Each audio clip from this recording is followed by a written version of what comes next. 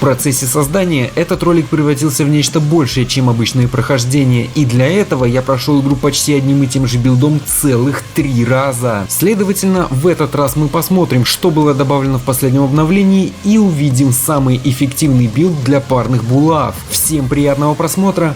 Погнали! Выход новых патчей в Стоуншарде — это событие, на частое появление которых из-за ряда факторов рассчитывать не стоит, особенно если речь идет о крупных обновлениях. Но в этот раз новая версия игры вышла всего лишь спустя 2 месяца, а это по меркам темпов разработки Стоуншарда нифига себе как быстро. Конечно, это был не крупный патч, а по большей части фикс известных проблем, причем довольно большого их количества, но кроме этого еще и появление в игре некоторых интересных нововведений. В общем, обновление 0.8.0.14 было призвано допилить вышедший за пару месяцев до этого Forgotten Lore, и в нем есть на что поглядеть. В этот раз я решил пройти игру с парными булавами. Почему именно с ними? Не знаю, мне просто так захотелось. А еще потому, что я уже немного поиграл с ними до выхода обновления. К несчастью, тогда в ветке этих самых булав не работала Т3 пассивка, которая, как мне казалось, много на что влияет. Поэтому я решил подождать ее фикса, чтобы пройти игру уже на полностью рабочей ветке. И я дождался, но оказалось, что не только пассивка стала рабочей,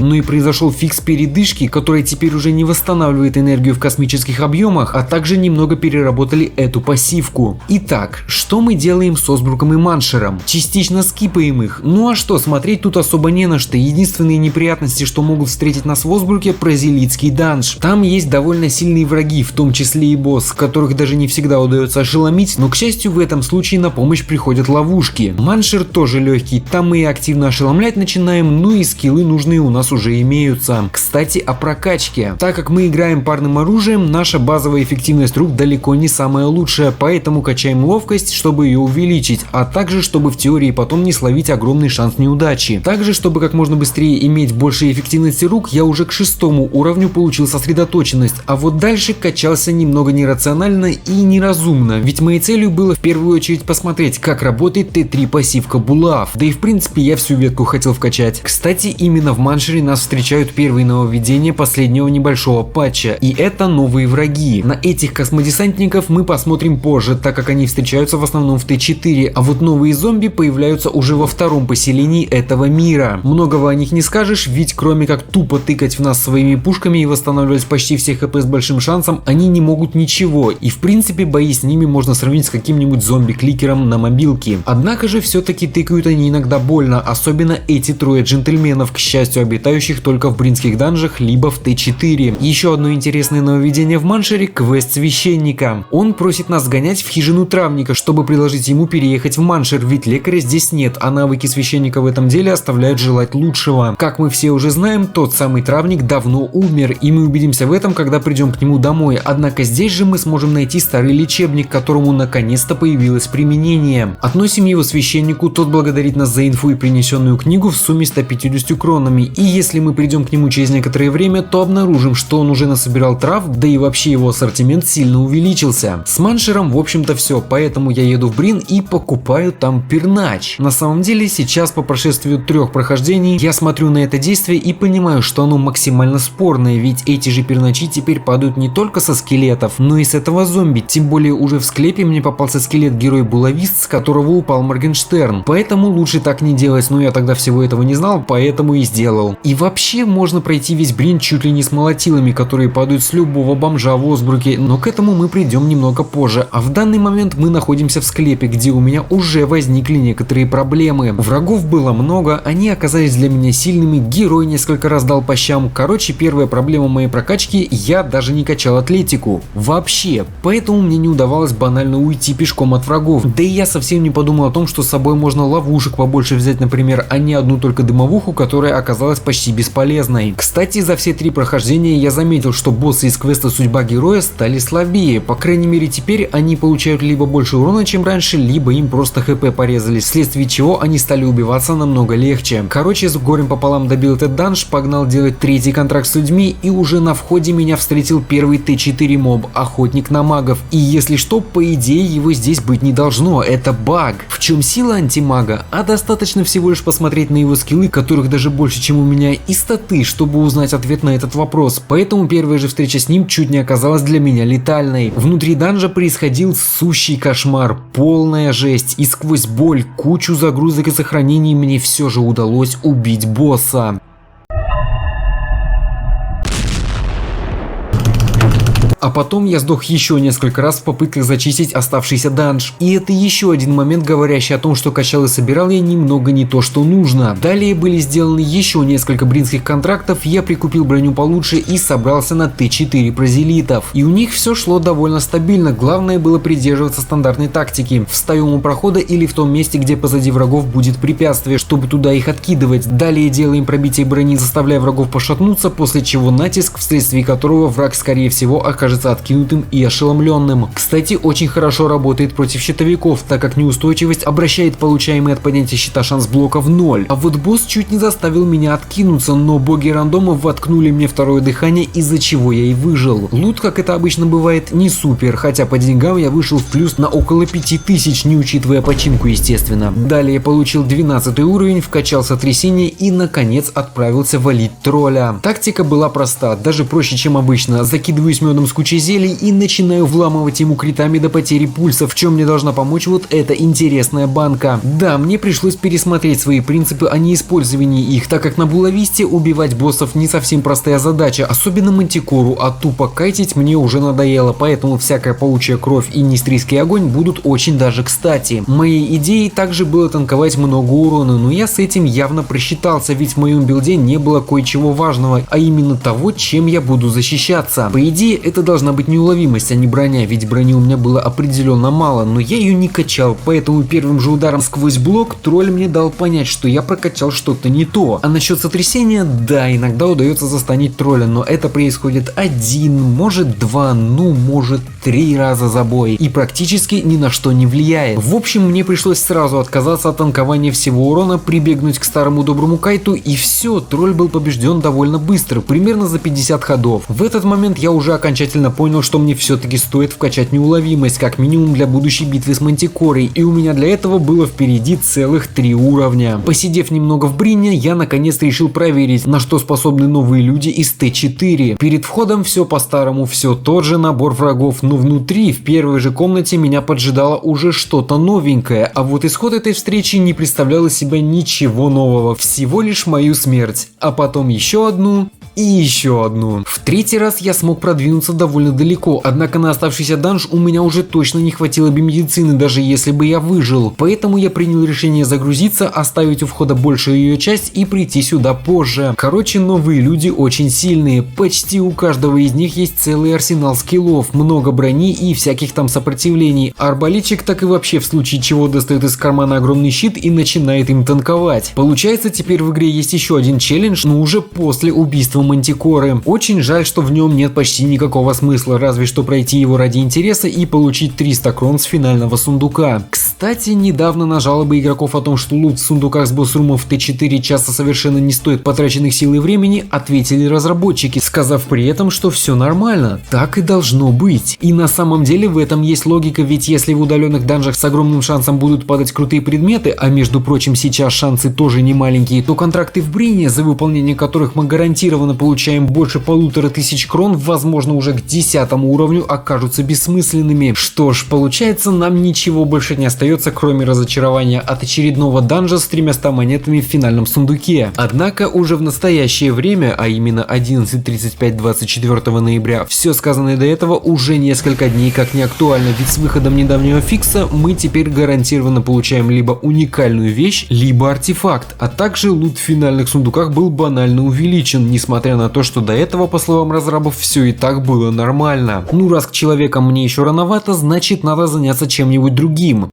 О, прозелиты! Испытаю-ка я удачу там, и в этот раз она реально мне улыбнулась. Это хоть и не артефакт, но пушка прямо под мой билд. Вы в такое верите? Я вот тоже с трудом верю, однако оно, как мы видим, бывает. Тут же я 15 уровень получил, вкачал неуловимость и погнал готовиться к Мантикоре. Взял с собой кучу зелий, в том числе и для расколдовывания венимиста, а также целый арсенал сосудов нестрийского огня, который я закупил у торговца в пристанях немного раньше. Но даже несмотря Несмотря на то, что я был, казалось бы, уже в полной боевой готовности, мне удалось ее победить только с 3-го раза. В процессе получилось застанить босса 1 раз, стать коллекционером статус-эффектов, поймать баг, с которым эликсир Гвинела вылечил мою ногу, но при этом не вылечил, и я почему-то не мог использовать шину, застанить 2-й раз, и к тому моменту оставалось только кинуть зелье, чтобы расколдовать Венимиста. А еще был найден один прикол с выходом с арены или просто с открытием этой двери. Когда мы заходим на арену, дверь закрывается, и до победы над боссом ее уже никак не получится открыть. Однако, если выйти и загрузить сохранение, то дверь сломается, и теперь ее можно будет без проблем открывать сколько угодно, и во время боя делать так, чтобы Мантикора пошла за вами. Жаль, что в этом нет никакого смысла, ведь она крашнет вам игру при первой же попытке призвать скелетов. В общем, было сложно, но я справился, и не знаю, можно ли сказать то же самое о Т4 людях, к которым я отправился далее. Да, было долго, я продвигался аккуратно, но прямо чтобы супер большие проблемы на моем пути не возникали. В процессе из интересного был только момент, когда я решил протестировать недавно обнаруженный абуз, суть которого в том, что в конце действия наркотиков можно выпить что-то алкогольное, получить приход всего на около 20 ходов, после чего очень кратковременные последствия. Этот момент наглядно показывает, что ни в коем случае не надо делать этого за 1 ход до конца, потому что ходы в этой игре вроде работают хорошо, жаль, что не у всего, поэтому с какого-то фига я получил 450 ходов прихода и в процессе заблевал весь коридор. Также я встретил вот таких совершенно неимбовых чуваков, никому не желаю их встретить, от которых пару раз умер. А вот босс отлетел почти без проблем, и наконец передо мной предстал он, финальный сундук с крутым лутом. Я ведь правильно понимаю, с крутым лутом, да?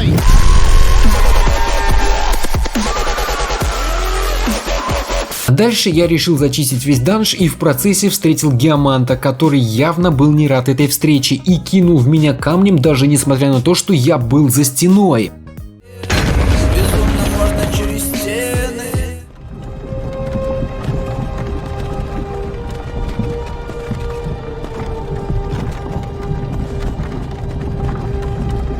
Ах да, там же еще немного нового контента осталось. 2 новые точки интереса, которые на этот раз уже были чем-то наполнены. Первая — темница Ордена. Теперь, подойдя к этой дыре, мы можем услышать, как внизу кто-то просит о помощи. Спускаемся с помощью веревки, убиваем гарпию и, подойдя к месту, где должен быть персонаж, обнаруживаем, что его нет. Это типичный пример плавающего бага, когда в самом начале после обновления все работало, а пару фиксов спустя работать перестало. Ну и если уж на то пошло, если бы он там был, нам нужно было бы отдать ему шину, за что он даст нам награду, и мы сможем посмотреть, что там лежит в камерах этой темницы. А вот если подготовиться к этому моменту и вкачать первую помощь, то появится еще один вариант диалога с ним, вследствие которого он даст нам еще и наводку на Т4. Но это еще не все, ведь тут же можно найти фолиант, который нужен для разгадки тайны другой точки интереса – кольца валунов. Как понять, что он как-то относится именно к этой точке, просто прочитав его, я не знаю, но допустим, мы уже изначально об этом знали и после прочтения поняли, что нам понадобится один из драгоценных камней. Но какой именно? Ответ на этот вопрос можно найти, придя к самому кольцу в темное время суток, где на одном из камней загорится символ, по которому можно догадаться, какой именно камень нам нужен. После активации нам перманентно дается один из бафов в зависимости от камня, который требовалось туда положить.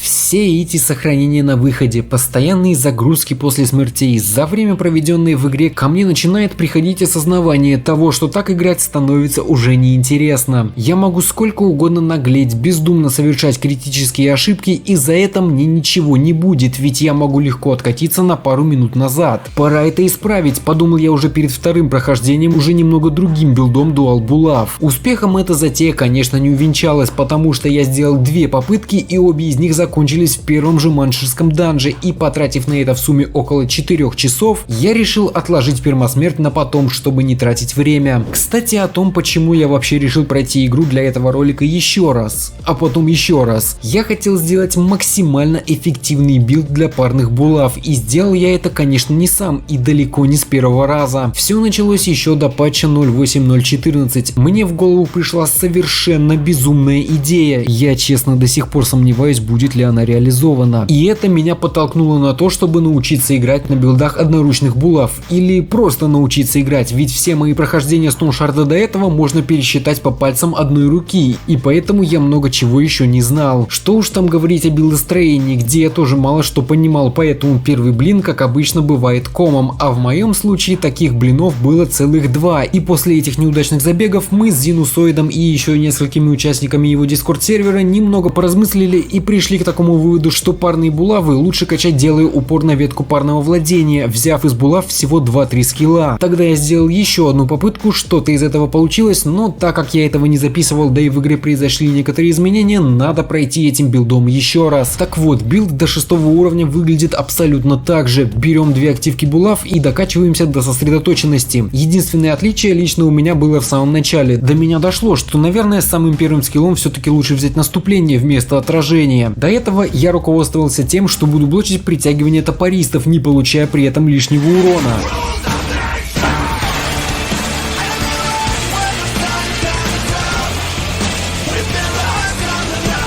Однако заметил, что в основном они этим скиллом просто не попадают, поэтому взял наступление, подобрал первую попавшуюся несломанную булаву и начал разваливать. Дальше моя цель вкачать неуловимость до встречи с троллем, и удастся это сделать также на 12 уровне, а параллельно возьму еще несколько скиллов из парного владения и этот из булав, чтобы потом взять передышку. Вообще теоретически этого можно не делать, но я, как уже понятно, решил все-таки взять ее, ведь это халявное восполнение маны прямо в бою, хоть уже и не в таких огромных объемах, как раньше. Из брони я брал все то же самое, в основном не супер тяжелые доспехи, и в итоге победа над троллем далась мне еще легче. Также закидываемся всеми зельями, которые помогут нам в битве с ним. Немного танкуем под неуловимостью, немного кайтим, кидаем банку после хила, и он умирает даже быстрее, чем успевает откатиться неуловимость. С Мантикорой примерно та же история, что в предыдущий раз. Убить ее хоть и было легче, но все же проблематично, однако теперь я это делал без использования зелья Гвинела и всего с одним сосудом паучьей крови. В итоге пришлось добираться до Ивы с одним хп.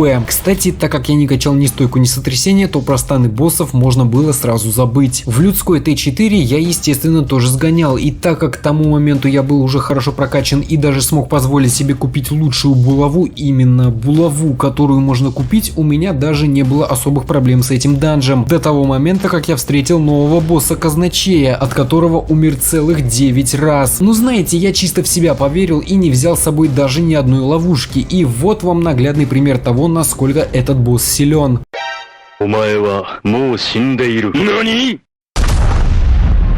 Короче, в итоге кое-как благодаря ультравезению удалось его победить, и у меня к тому моменту возник вопрос, зачем я прокачал внезапный выпад, когда мог вкачать более эффективные добивания, которые также уводят в откат все скиллы врага. Но есть еще один вопрос. В сундуке попался настолько в прямом смысле жирный лут, что он даже не помещался в этот самый сундук. Но зачем мне все это, когда игра уже пройдена?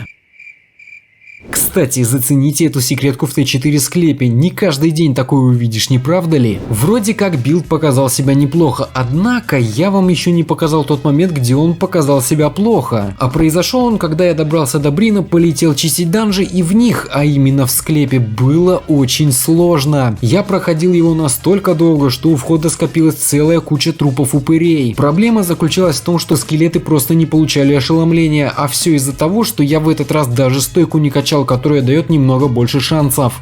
Что, поверили в это? На самом деле проблема снова была в билде, и я опять пришел к Зену на этот раз уже на стрим, расписал все проблемы и получил следующий ответ.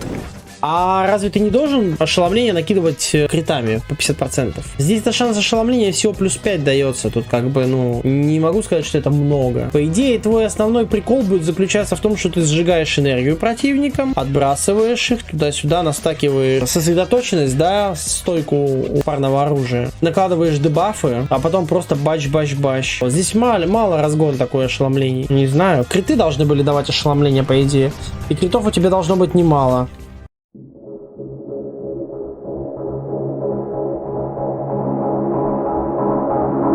Что ж, раз я поставил цель записать геймплей на максимально эффективном билде, значит впереди меня ждало еще и прохождение на дуал-булавах через криты. Кстати, на всякий случай инфа, почему именно криты? Да потому что свойство критов булав это плюс 50% шанс ошеломления, а ошеломление врагов лучшая защита на булавах. Конечно же, кроме боссов. С Скажу сразу, этот билд оказался мега крутым, но стоит отметить, что в самом начале еще в Осбруке мне нереально повезло найти этот амулет с крутейшим проклятием на шанс крита, который уже с самого начала давал мне неплохой буст. И раз уж мне нужны были криты, то я решил по максимуму в них упороться, и для этого мне предстояло заиметь все возможные вещи, увеличивающие шанс крита. Кроме плаща, конечно, так как таких плащей попросту нет. А также булавы, дающие максимально возможный шанс крита, а именно шишпары, которые можно купить у эльфов на уровне репутации и дружелюбия. По скиллам все то же самое, до 6 уровня качаем эти два скилла и получаем сосредоточенность, хотя я здесь принял какое-то странное решение, выбрав на 5 уровне путь берсерка, из-за чего сосредоточенность получил только на 7, но в принципе это ни на что не повлияло. Далее идем в атлетике до неуловимости, параллельно вкачивая этот скилл и все возможное из парного владения, кроме левой ветки, а после тролля берем передышку и добиваем оставшиеся скиллы из правой ветки парного владения. Кстати, настоящий кайф этого билда начинается в тот момент, когда мы получаем вихрь, особенно круто он работает на зомби. Короче,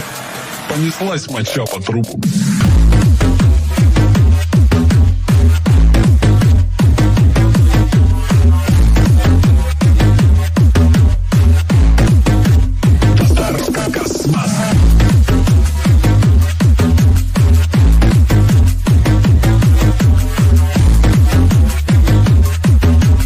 А вообще, этот забег в принципе был удачным. Кроме амулета на криты, уже в Осбруке мне удалось найти пушку с такими зачарами и неплохую броню на время, пока не куплю другую. А как только пришло время ее покупать, я пришел к дворфу в пристанях и обнаружил у него целых 3 элемента нужной мне брони. Оставалось у него же нагрудник взять, жаль, что как и шишпар на уровне репутации и дружелюбия. Кстати, с репутацией произошла маленькая неудача, заключающаяся в том, что оказывается не обучился атлетике у охотника, поэтому поехал к нему аж до Осбрука, при том, что контракт я уже взял, и в итоге это привело к тому, что я просто не успел его выполнить. Из-за этого перед троллем пришлось сделать одно лишнее задание, чтобы купить нужный мне нагрудник. И кстати да, как вы видите, я реально прошел весь брин с 2 цепами ополченца, которые нашел еще в Осбруке. Урона с критов было предостаточно, чтобы справляться почти с любыми врагами, даже если не проколо ошеломление. И единственное, с чем были проблемы, так это вот с этой парочкой, которая заставила меня несколько раз умереть, после чего все-таки победить их с помощью ловушки и не самого умного искусственного интеллекта. Уже потом, когда контракты пошли по второму разу, я налутал Пернач и Моргенштерн со скелета героя, а позднее первый заменил на шишпар и зачаровал обе пушки на шанс крита. А теперь посмотрите, какой у меня к тому моменту был шанс крита. Целых 40%. Это, конечно, было уже на 13 уровне после тролля. И, кстати, представляю вашему вниманию битву с ним, которая длилась около 40 ходов.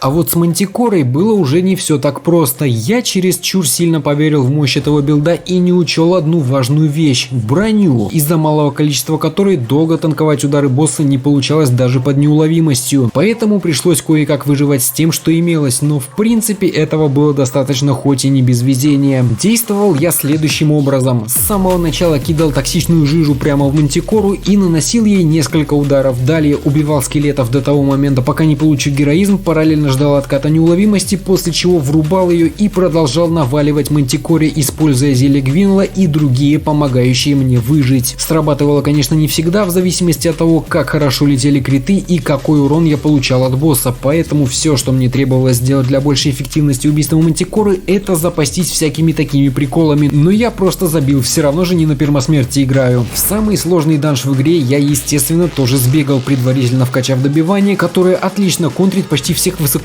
врагов, уводя в КД все их способности.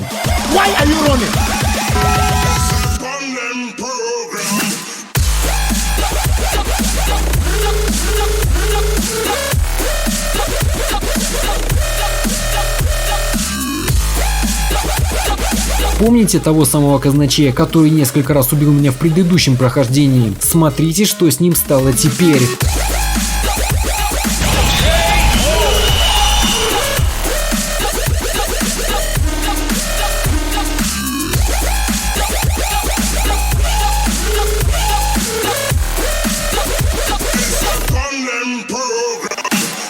Однако, какой бы квад-дэмэдж ни летел в этом билде, у него есть очевидный минус. Слабая броня, с которой враги даже обычными тычками иногда могут доставлять немало неприятностей, поэтому все же я несколько раз умер во время боя не 1 на 1 и, естественно, от рук этого терминатора тоже. В общем, получился крутой билд, от которого я кайфовал большую часть игры, хотя очевидно без везения не обошлось, и на этом моменте ролик уже подходит к концу. Как всегда, огромная благодарность всем за поддержку и отдельно благодарю тех, кто давал мне подсказки по билдам, в особенности Зинусоиду.